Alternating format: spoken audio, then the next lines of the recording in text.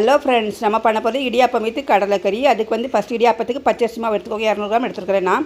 இதிலே உப்பும் போட்டு வச்சுக்கோங்க. அதுக்கப்புறம் அடுப்பில் தண்ணி வச்சு அது வெந்நி இந்த இருக்குல்ல இந்த அளவுக்கு வரணும். ரொம்ப பபிள்ஸ் வரக்கூடிய அளவு கொதிக்க விடாதீங்க. லைட்டாக இந்த மேலே ஆவி வரும், கீழே லைட்டாக கொதிக்கிற ஸ்டேஜுக்கு ஆஃப் பண்ணிடுங்க.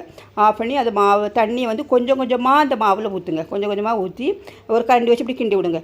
கிண்டி விட்டது உங்களுக்கு தெரியும், அது சப்பாத்தி மாவு வரணும்ல, இருக்குமா அந்த ஸ்டேஜ் வரக்கூடிய அளவுக்கு கொஞ்சம் பண்ணதுக்கப்புறம் நம்ம கையை வச்சே பிசைஞ்சிடலாம். அதுக்கு பிறகு அது ரொம்ப சூடாக இருக்காது. கை வச்சு பிசைஞ்சு எடுத்து நல்லா இப்படி மேலே போட்டு அடியெல்லாம் அடிக்காதீங்க. இப்படி கை வச்சு நல்லா பிசைஞ்சு எடுத்துகிட்டு அதுக்கு பிறகு இடியாப்பச்சி இருக்கும்ல, அந்த இடியாப்பச்சி உள்ள ரோலர் மாதிரி உள்ளே வைங்க.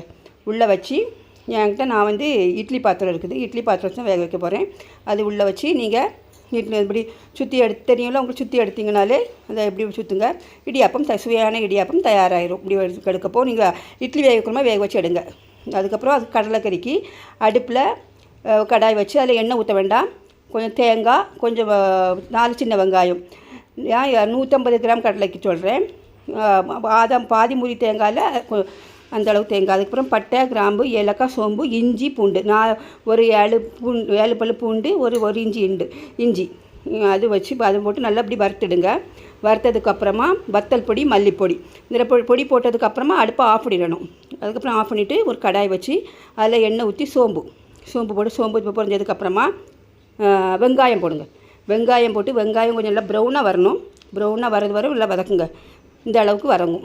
அதுக்கப்புறம் வதங்கி வந்ததுக்கப்புறம் நீங்கள் இஞ்சி பூண்டு பேஸ்ட் இருந்தால் இதில் போடுங்க. அங்கே வதக்க வேண்டாம், இதில் போடுங்க. என்கிட்ட இல்லாதனால நான் அதில் போட்டிருக்கிறேன். அப்புறம் தக்காளி 2 தக்காளி போட்டிருக்கேன் ஒரு வெங்காயத்துக்கு. தக்காளியும் போட்டு நல்லா வதக்குங்க. தக்காளி வந்து நம்மளுக்கு நல்லா இப்படி குழஞ்சி வரணும். இந்த குழஞ்சி வரக்கூடிய அளவுக்கு வந்ததுக்கப்புறமா தான் பேஸ்ட்டு அரைச்சி வச்சுருக்கிற பேஸ்ட்டு நான் போட்டிருக்கிறேன்.